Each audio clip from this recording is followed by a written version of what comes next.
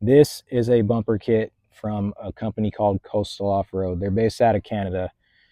I call it a kit because it is a kit. It comes, when you buy it from them, you're going to get a box full of pre-cut metal pieces, whether you choose aluminum or steel. I chose steel, but you can choose aluminum if you're a baller.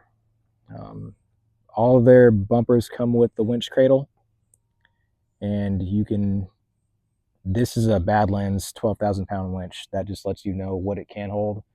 It is a high clearance bumper, so there's not a lot of room to do like huge winches, like those old school worn winches. You ain't gonna do that in this. At least not in a Lexus GX470. You might can do it in some other vehicle, but not in this. But yeah.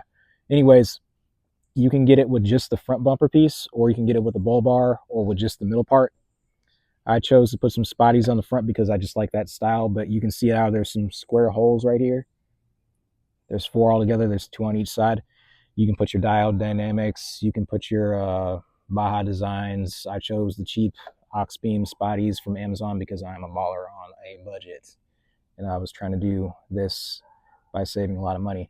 I also chose to weld on a tab here for my GMRS antenna, and in a minute I'll show you their rear bumper, but let me show you some other really important things to consider if you're in the market for buying a bumper. And just before I show you this, just know that I'm not sponsored by them, or I'm not sponsored by anybody. I buy all this stuff with my own money.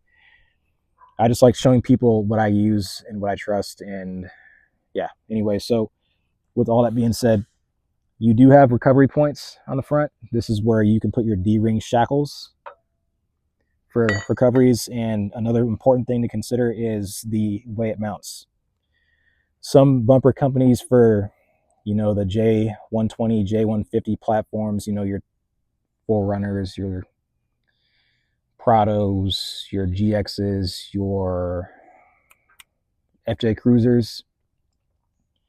Some of them only mount to this front part right here where you see these bolts. If you're buying a bumper and you're actually going to use it for off-road recoveries at some point, you want it to not only mount here, but you want it to mount from the side too, so you have lateral pulling power. You don't want just frontal, because eventually that'll rip off and you're going to be in a bad way.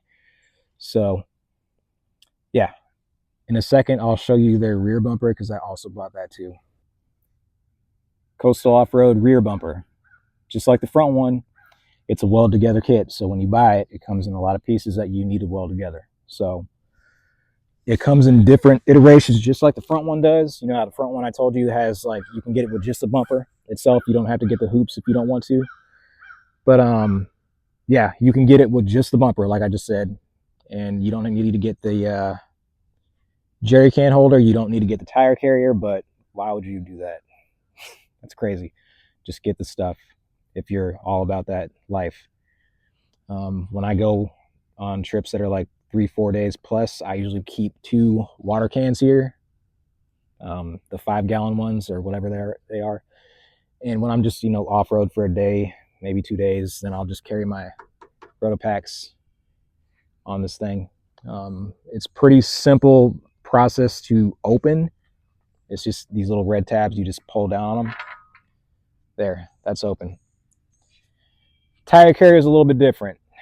You've got the same kind of little handle thing that you got to release, but it's got a little tab on the back for extra security to keep it in place. You just pull that open and it swings open. And on the back of the tire carrier, I'll show you that you have these little tabs, these things right here. And people, you know, you can put those tabs anywhere. You can put them on the side. You can put them on the jerry can holder. You can put them wherever you want.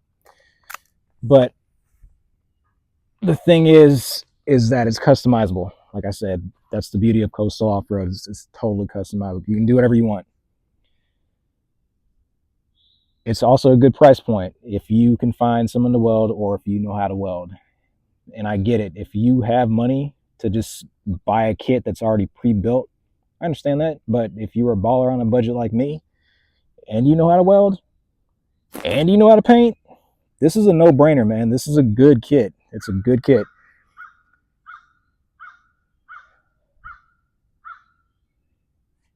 Even that bird thinks so, man.